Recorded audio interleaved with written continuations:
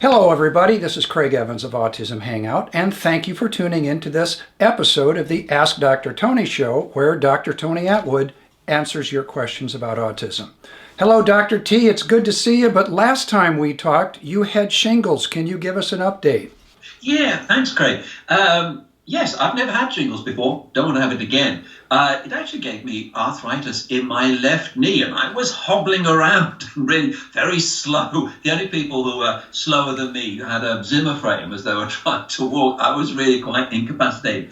Lasted 2 to 3 months, but now I'm okay. So I do now have compassion for anyone who has shingles. Okay, I'm glad you're back in the pain. The categories we're discussing today are aversion to change, making and keeping friends, bullying, and empathetic attunement.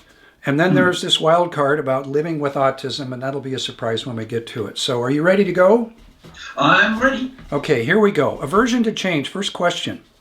Dear Dr. Tony, my question concerns how to overcome Christmas. It's the worst time of the year.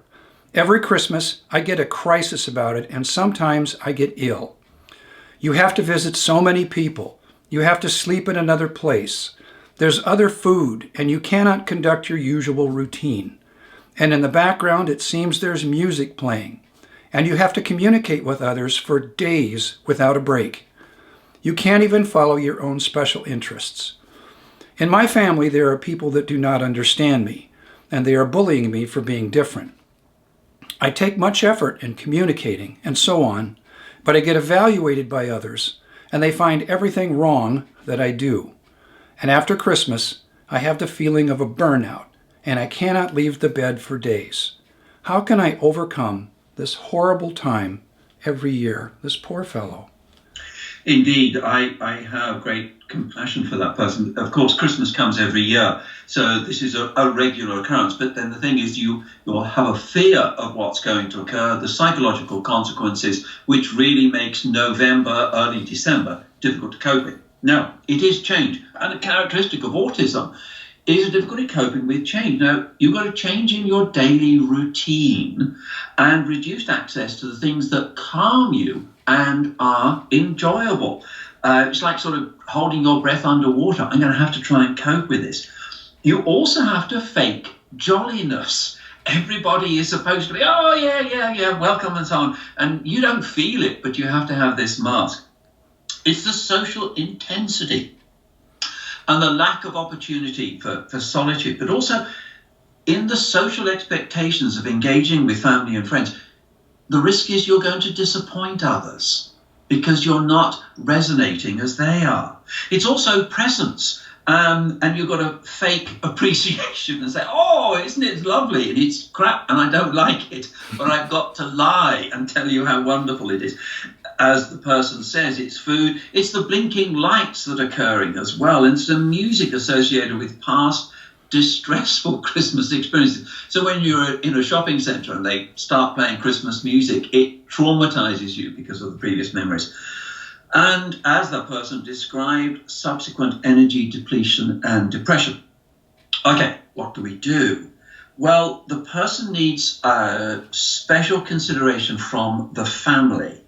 A suggestion that they can watch this video to affirm your Christmas experiences, to legitimize it. Professor Atwood says, so he's right. Okay, so there's a legitimacy.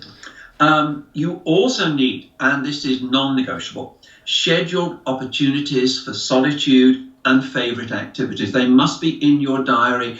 They must be acknowledged by other people. So if there's a family gathering, I can only cope for 45 minutes. I need a 30-minute break. Then I come back for 45 minutes, 30-minute break.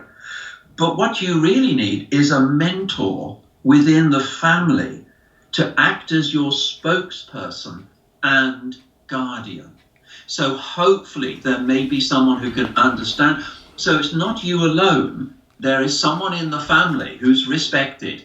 It may be a grandmother. It could be a cousin. But somebody who gets it, who can act as your advocate. Oh my, what a wonderful suggestion. I hope you do, whoever wrote this letter, I hope you do show this to your family so they can appreciate what Christmas looks and feels like to you. It might change everything from this point on. The second question, aversion to change. Hello, Dr. Tony. I wanted to ask for some advice on what to do when in a rut in life. I feel different than most autistics because I do not fall under the gifted or smart category, and I have no idea how to spend the time that's left in my life. I'm almost 30, I'm still living with my parents, and I'm terrified of moving out and being on my own because of several past failures to do so, and I'm becoming depressed as a result of isolation due to generalized anxiety. When I do have time alone, I do not know how to spend it valuably. I try to study new things or take on new hobbies, but my ADD makes it difficult to retain information or put in the patience and time it takes to develop new skills. I was not successful in college due to this, but still somehow managed to graduate. I struggle a lot with the idea of working simply to make a living and make money. I would like purpose in my work, but I have no latent skills to improve or utilize in the workforce. Overall, I feel that I am too unintelligent, underdeveloped skill-wise, and unprepared to be an independent adult, and I wonder what advice you might offer for some of us Aspies that are not in the stereotypical intelligent category. I strongly suspect that you are intelligent and that you're underachieving. The eloquence in your description means that in many ways you are smart. Now, your situation is not unique. There are so many autistic individuals who are basically marooned at home.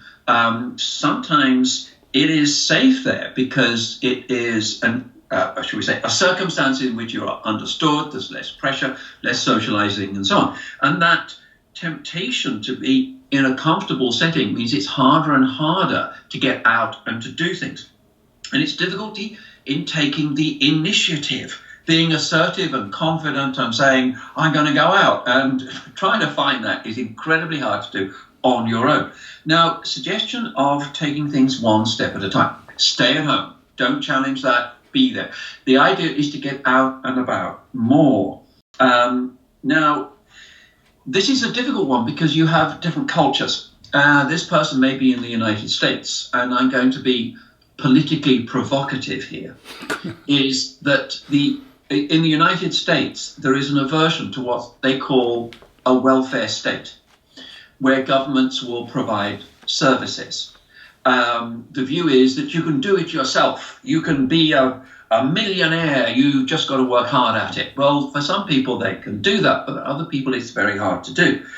Now, for example, in Australia, we have what's called the NDIS, which is a federal government agency that will provide a support worker. This is someone who chooses, by various backgrounds, to be with that person, to go out and about, to give the confidence, to script them beforehand, make sure it goes well, debrief afterwards, say where are we going to go. It's a companion outside the family and someone you can develop a rapport with who can give you that boost of confidence and energy to do that. Also, we have employment agencies that specialize in autism. And unfortunately, asking you to go out and get a job is going to be a bit of a problem. But what you can do is look at possibly voluntary work in some capacity. It's going there, meeting people and so on. Also, hobbies. I am concerned that this is not just autism. This is autism plus attention deficit disorder. And your physician may refer you to a medical specialist in attention deficit disorder to see if medication and psychological support will help on that. So it really needs an agency, if possible, to do that. If you haven't got an agency, if, as you're only young, almost 30, or in your 20s, if you have a cousin or somebody within the family who's prepared to do that with you, I think that would be well worth it. And good luck to you. The last one in the category aversion to change. My 9-year-old daughter was recently diagnosed with autism. We have never had another adult live with just the three of us, my husband, me, and our daughter, let alone stay the entire night. Now there's a possibility that my mother-in-law may need to move in with us. With the change so large, how can I best help my daughter adjust?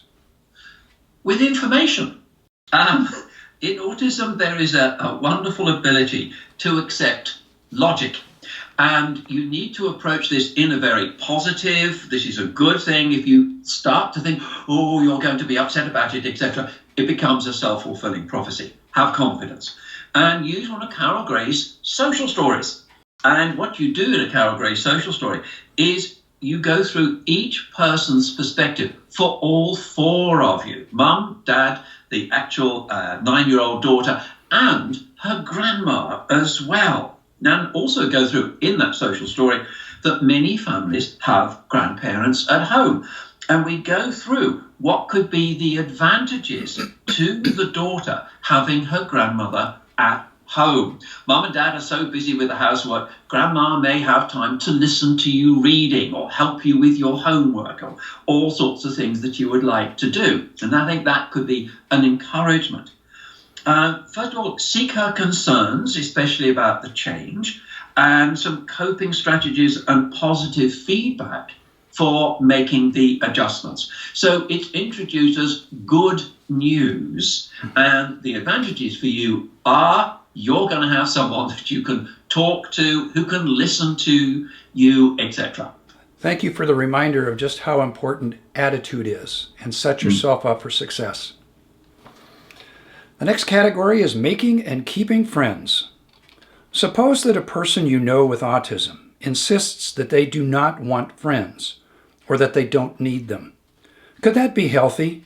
Please share your honest insights. Thank you. Yeah, it can be healthy. It's just a personal choice.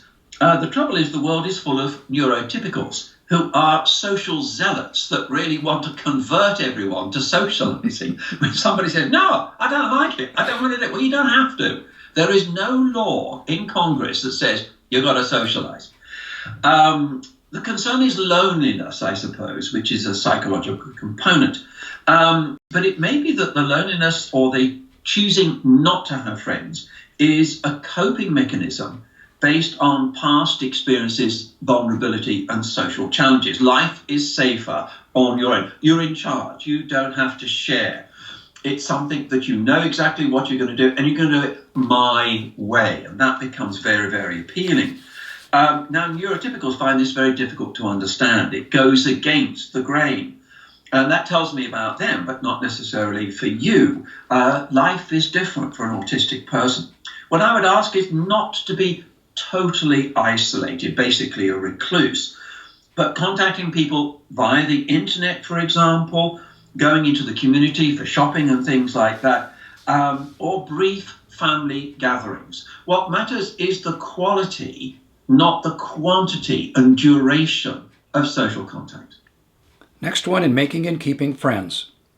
I've always wanted friends, and the people I thought were friends always seemed to either distance themselves or say nasty things behind my back. Is there a sort of friend checklist so we could know how to have a friendship? I feel I've never understood other people's humors, and I seem to have been created without the algorithm that's necessary for small talk. Oh, okay. What we got here is not getting a friend, it's maintaining a friend, and that's another issue. It's how do you know the frequency and duration of meeting? What do you talk about? And often in autism, it's either too little and the person thinks, are we not friends anymore? Or it's too much and you wear your welcome out. You're needing some guidance of how often do we contact, what do I do, and so on. What are the topics of conversation? But it's also the issue of disclosure, because as you get to know somebody, like peeling an onion, there is an expectation of more disclosure about your experiences, your opinions, and so on. In autism, that's not easy to do, to start disclosing the inner self. It's also looking at shared interests as something you can focus on. And also sense of humor is a very personal matter. Now, autistic individuals can be superb in humor. They can be great script writers for humor. Part of humor is the ability to perceive the world through different eyes, which can be incredibly funny. But there are certain forms of humor that those with autism find difficult because it's often derogatory towards somebody. Now, there's also the issue of what we call in Australia, and you may have the term in the USA, frenemies. This is someone who seems friendly, but is actually an enemy and is going to take advantage of your motivation and naivety in terms of friendship. So there's a vulnerability and the possibility of being taken advantage of. Now, in a way, it's looking for a social mentor to discuss the friendship. That is somebody independent. You can debrief afterwards and basically say, am I reading this right? Or the person can say, well, next time when you're with them, you could say, am I reading you right in this situation? I'm not sure what your intentions are. Or if it's a questionable friendship, may say, well, if you lent them that money and they didn't give it back, that means that that's a red light for friendship, because friendship is based on trust. But it's also going through conversational themes and scripts. So what we're looking for is a curriculum on friendship. And you have a curriculum at school on geometry and history and so on, but not on friendship. And in autism, the way you learn friendship is trial and error, and you make mistakes and you feel bad about it, or you imitate and you fake it. Now, fortunately, there are some resources. Now, in the United States, I strongly recommend the Peers program. And there's a book here, The Science of Making Friends, helping socially challenged teens and young adults. Elizabeth Laugeson, Laugeson. Now, there's a DVD included in it, based, I think, in Los Angeles originally, for an adult. Very good way of exploring friendship. There's lots of strategies and so on. But also in autism terms, there's an excellent book by Temple Grandin and Sean Barron, The Unwritten Rules of Social Relationships, Decoding Social Mysteries Through the Unique Perspective of Autism. So if you haven't got someone you can act as a guide to your social world, then there is literature that you can use on that. So, it's a tricky one. I do know autistic individuals can be the most loyal and supportive, in a practical sense, friend, but unfortunately they may come across those whose intentions are not friendly. Mm-hmm. Great advice, and thank you for the reference books. This one is hopeful. What do you suggest in terms of resources available for finding a roommate for someone with autism? What an interesting question. I like that one. What you're doing is you're looking for someone who has experience of autism. Either they're autistic themselves, and the last question we were talking about friendship, sometimes the best friendships are with people with autism because they don't do small talk and they're very direct. So you want someone who either has autism themselves or a family member on the spectrum. So this doesn't come as a complete surprise. And that they've got a willingness to learn and adapt to the situation. Mm-hmm. But you might, together, create a job description, seeking someone who, and it's described by the autistic person and a close family member. I'm looking for a person who, etc. So once you've got that advert, then you post it wherever. And good luck. I hope you find somebody. If you do, I hope you write us back and tell us your success in your search. The next category is bullying. Our 7-year-old grandson is utterly miserable at school. He's bullied and often has toilet accidents and distracts other children when he sniffs all the time, and he can't concentrate in the classroom environment. When he comes home, he's angry, he's aggressive, and he's hurtful. He's academically gifted, but the gap between his intellectual and emotional age leaves him distressed and floundering. What's the best way to approach the school for help? We live in France. Thank you for all you do. For me, what's important is they live in France. France has been a bit delayed in terms of understanding of autism.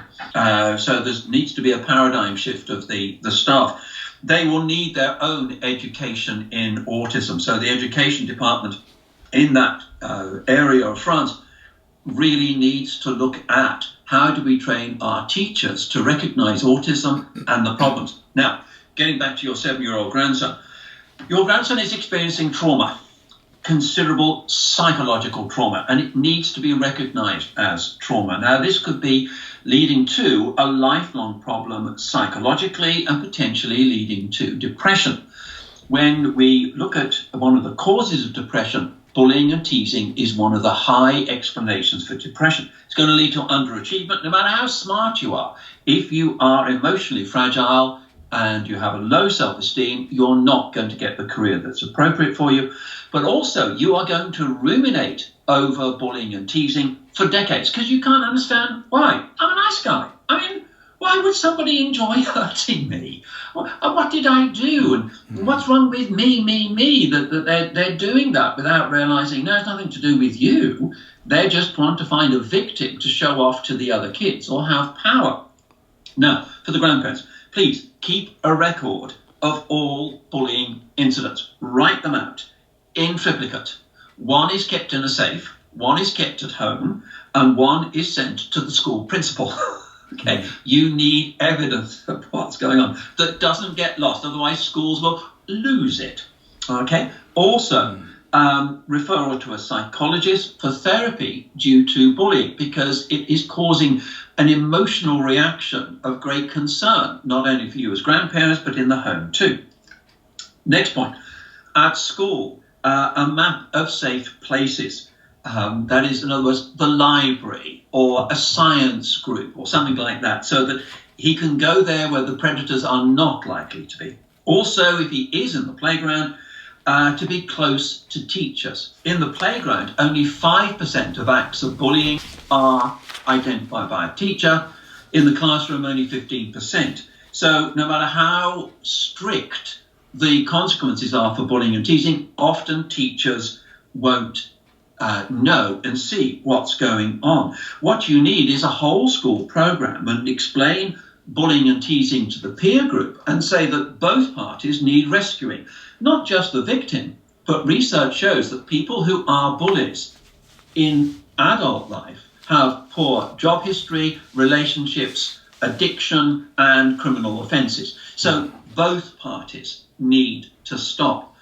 And it needs to be the peer group that step in. When I talk about this with the kids here in Australia, and the topic comes, well, tell the teacher. And they say, no.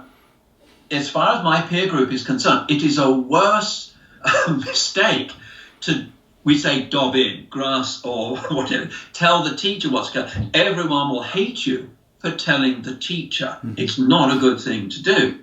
So what it needs to be is those who are there to step in and stop it. There are sins of commission and sins of omission. So there's consequences for the whole class because they didn't step in. And if you want a history lesson, it's Germany in the 1930s and the rise of the ultimate predators, Nazism, which led to the deaths of millions of people in Europe. You have to step in, and it has to be the majority. So it's talking to the peers.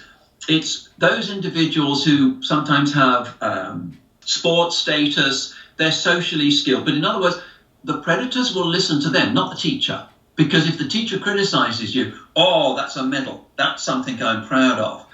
But if it's the peer group rejection, that's something significant. Now, for the actual grandson himself, he needs an explanation of the psychology of predators. Why do they choose you? Because you're on your own, because you're different. And why is he chosen? Because nobody will come to his aid. That's what we need to do. Now, there are two books that I would recommend, both American. This is by Nick Dubin. It's called Asperger's Syndrome and Bullying, Strategies and Solutions, which goes through that, legitimizes the problems. And Nick was tragically bullied, led to much depression. And the wonderful Carol Gray again, she comes up with some wonderful things.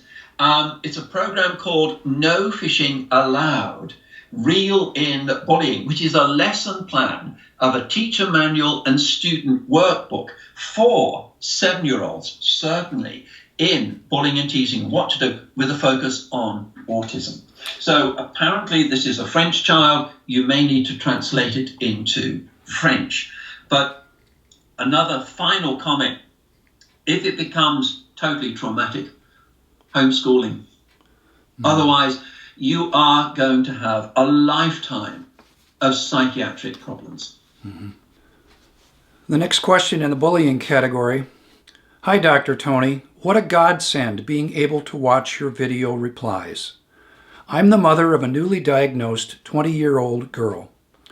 Since very young, she has always had many sensory issues and still likes her foods not to touch.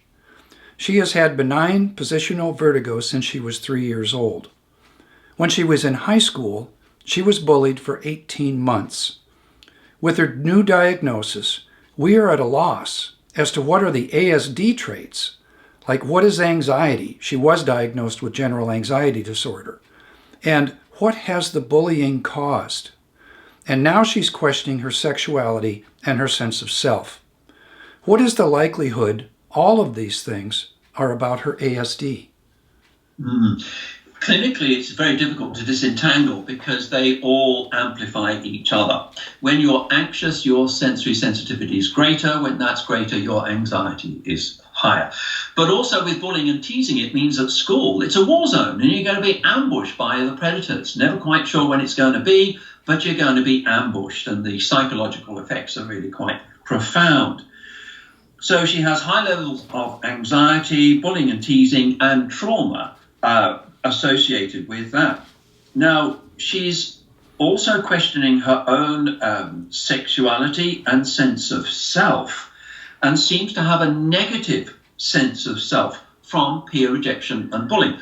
When you're a teenager, your parents are past their use-by date. You know, it's not what they think, it's what your peer group think, and that forms your self-esteem. Now, if she's not getting compliments and inclusion, but rejection and ridicule, then that's going to destroy her self-esteem. So those are some of the major issues, and the anxiety can progress to depression. Now, what I find, she's 20 years old, is that in the teenage years, an autistic individual is trying to define who I am. It's what a lot of teenagers do. I'm not a child, I'm going to be an adult. The existential angst of life, what's it all about, who am I going to be, and so on. Now, in autism, there tends to be a deeper and broader analysis of the self compared to peers, often as a solitary pursuit, without a parent saying, no, don't, a parent, more a peer saying, no, look, we all feel like that, no, don't take it seriously, all those sorts of things. And so you ruminate on these things. Many autistic teenagers are natural philosophers, and the existential angst of who am I? Now, this particular person needs psychological support regarding past traumas, both sensory and bullying, but also developing a positive sense of self on personality. And we tend to think of sensory sensitivity and things like, but who are you? And if she is trying to define who I am, what are your qualities? That you are incredibly brave, determined, most loyal friends. You have a phenomenal memory of various things. So it's going through with it. Sometimes we do it in a diary that you record examples of this. But if she's looking for a sense of self, it needs to be positive, and it's how she endures and copes and so on. So personality development. Now, the sexuality, it's a journey, exploring dimensions at a broader and deeper level than her peers, and may benefit from a counsellor or psychologist to, should we say, accompany her on the sexuality journey. And we have discussed gender dysphoria many times before, so if you look back through the Ask Dr. Tony series, you'll see several discussions, good ones, about sexuality. The last of the bullying category, Dr. Tony, in one of your talk sessions, you said that bullying can be necessary for an ASD diagnosis. Throughout my growing interest in the topic of ASD, I found that I possess many of the common traits of ASD, but I've never been bullied to the extent that you talk about. Might this be a part of being a chameleon, being delusional, or just coincidentally finding nice people? Great attitude. Okay. I think there could be a concern of taking a literal interpretation of what I said. What it means is that there's I said that high levels of bullying could almost be a diagnostic criterion as much as having a special interest. In other words, around about 90% of autistic individuals have a special interest. About 90% are bullied and teased. So you could almost say that it's that, but not everybody has a special interest. Not everybody is bullied and teased. Now, this is one of the reasons why camouflaging develops. It's to be accepted and not to be bullied and teased, to be included in a group, to have friends, to get a job, and so on. So the bullying may push that person into a process that it's not allowing that individual to have the authentic self. I've got to be someone else. Now, what you're trying to do is finding nice people and being valued in a friendship or a group. Now, you're more likely to be bullied if you are alone. So it's really trying to get a network of people, if you can, in a crowd or a group of people. You're less likely to be targeted. But one of the coping mechanisms is, I will fake it to stop being bullied. Long term, psychologically, not a good idea. You need to be the authentic self. This next category is empathetic attunement. Hello, Dr. Tony. You have stated that despite the lack of ability to read social signals and thus give an appropriate empathetic response, people with Asperger's can really feel empathy deeply. I think that if you can't show your empathy appropriately, it means your empathy is basically needless. In other words, it's more meaningful to have a sociopath who can fake an empathetic response without really feeling that emotion, because that can somehow console another person? Or should I just be the Aspie who can feel empathy but can't show it? Good question. Can I take that last part? Be an Aspie who can feel empathy but can't show it. That's the problem. You can perceive and feel someone's emotions, but being unsure of what to do and not wanting to make a mistake. And that fear of making a mistake may freeze you.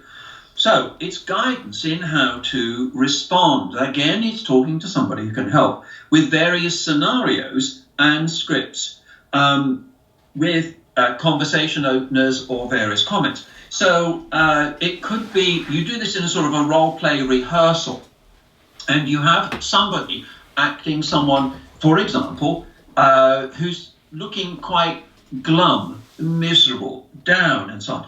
And then what could you say when you see this? Things like, you seem a little quiet today, or you seem a little agitated today. Are you okay?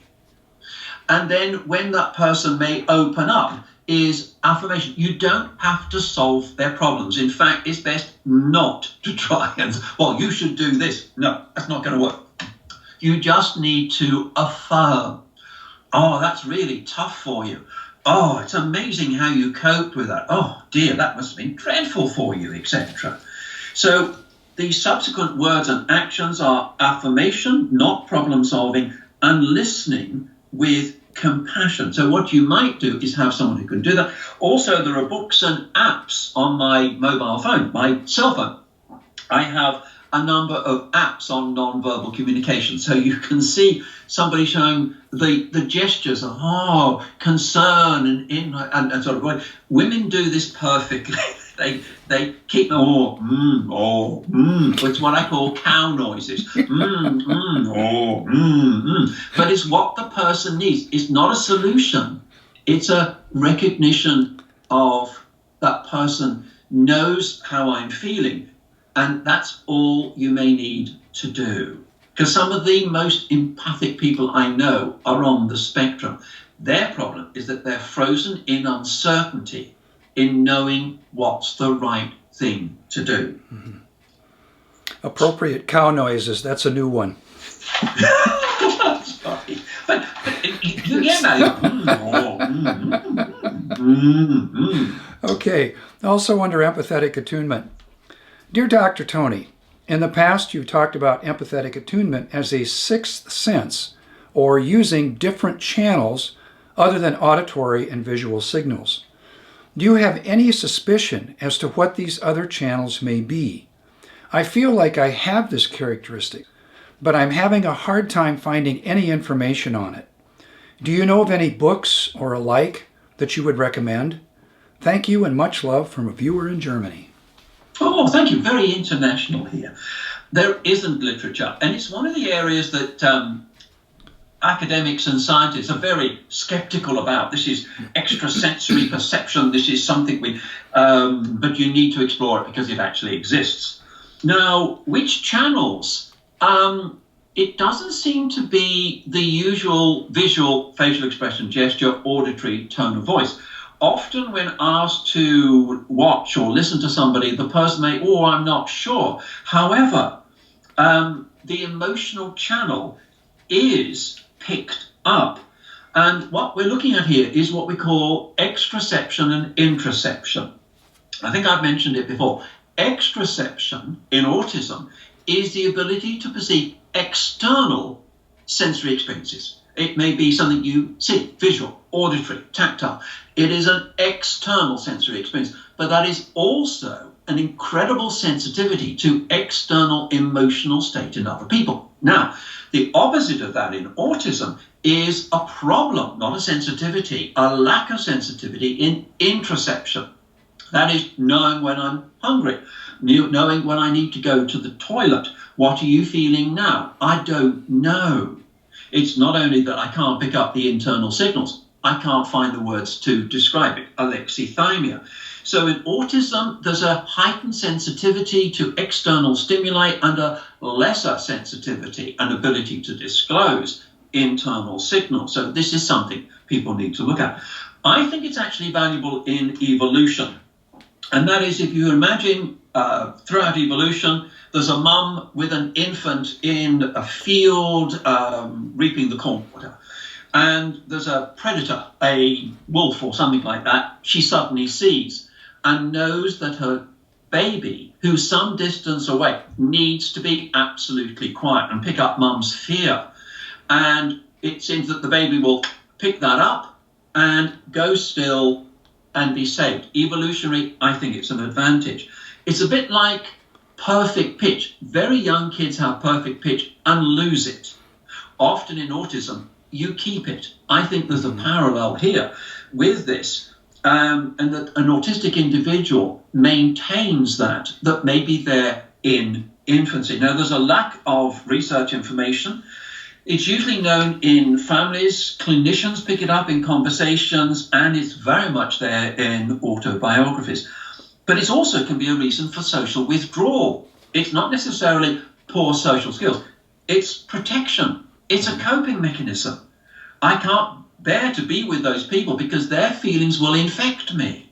I don't know what it is, but I just absorb it. I feel depressed. I have no reason to feel depressed. Rebecca, I've been talking to Rebecca and she's depressed and she's infected me in that sense. Now, what I would like to encourage, if people could do this, is a focus group.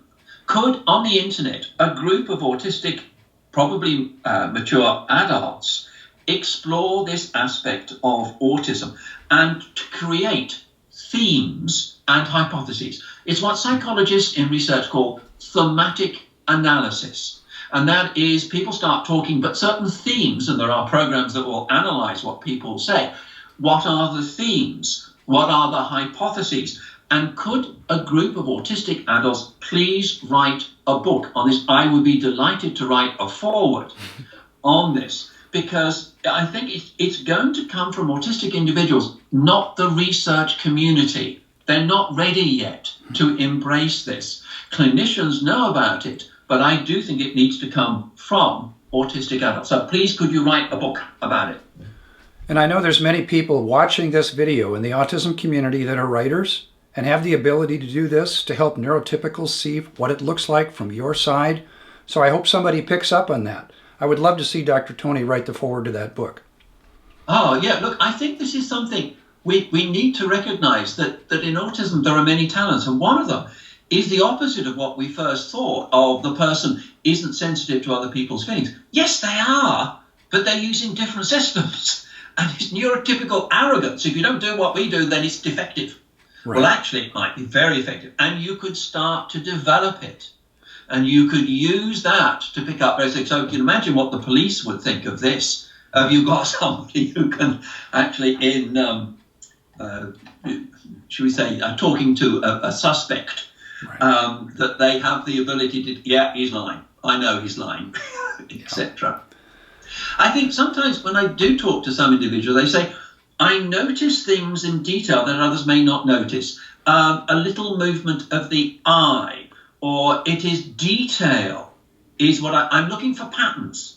And by looking for patterns that others don't see, I've now created schema or explanations which have been consistently proved correct. Mm-hmm. The last category is living with autism. I've recently heard of the term Geliophobia, which is the fear of laughter. I've struggled with this my entire life. I'm 31 years old, I hold a Bachelor of Fine Arts in Filmmaking, and I want to be a professional filmmaker. But I struggle with the sound and image of people laughing. It's very upsetting for me. I used to cry over it, and I'm taking antidepressants. But sometimes I have to literally leave the room or the setting if the laughter becomes too intense for me. My question? How can I learn to cope with this issue? And is this a common issue for people with ASD? It is. There's actually research. It technically is gelatophobia. Now, it's a Latin variation, and it's a fear, a phobia of being laughed at. Now, the problem is it's a phobia because of often past history and reminder and trigger of memories of ridicule, humiliation, rejection. So it's a phobic reaction to the sound of laughter that you can then assume all laughter is malicious. Often the individual have been laughed at and hate it, and it brings back so many memories of ridicule and so on.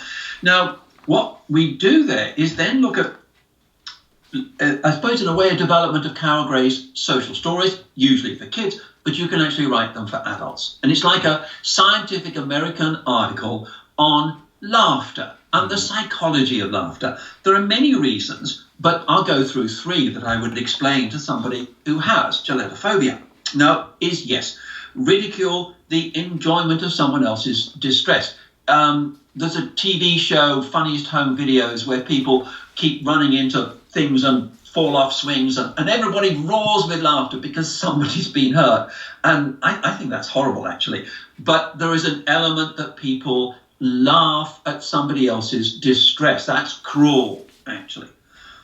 But laughter can actually be a sign of friendship, enjoyment. It's a bonding experience. It's an expression of the quality of the relationship. When two people get on very well, they laugh a lot together. They have a shared sense of humor. They share experiences, and friends tend to laugh together.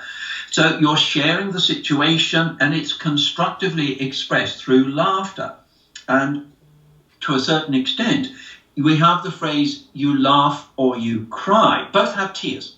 Mm-hmm. And so when you're going through a traumatic event personally, it's horrible, and you may have tears. But later on, you can laugh at it. You say, I can laugh at it now, couldn't at the time, but I can now. And by disclosing it and others recognizing your distress, you, shall we say, resonate with that distress, as another person would do, in laughing together to relieve the situation. So it can be a very positive bonding thing that if you've got a good friend, you are laughing together.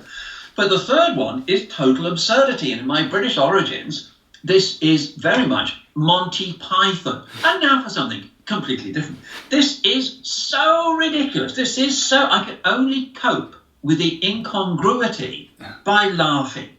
And some comedy shows have that combined. This is so ridiculous. All I can do is laugh at it. Mm-hmm. So the person is right in the sense that they've probably been almost traumatized by ridicule, and it reminds them, and it is a phobia and needs to be psychologically treated as that. But also there's the information to alleviate anxiety that there are many different forms of laughter, and sometimes people are laughing not at you, but wanting to laugh with you. Mm-hmm. Beautiful. Dr. Tony, we've come to the end of our list, and I want to thank you again for your time today, but I want to thank you also for not just your professionalism, but for delivering this information and advice in such a personal manner. It makes it so easy to understand, and I thank you. That's another one of your gifts. Thank you. It's also, people may be interested to know, in a few weeks it's my 70th birthday. Yeah. And I have no intention of retiring. If I'm physically ill, I have to retire.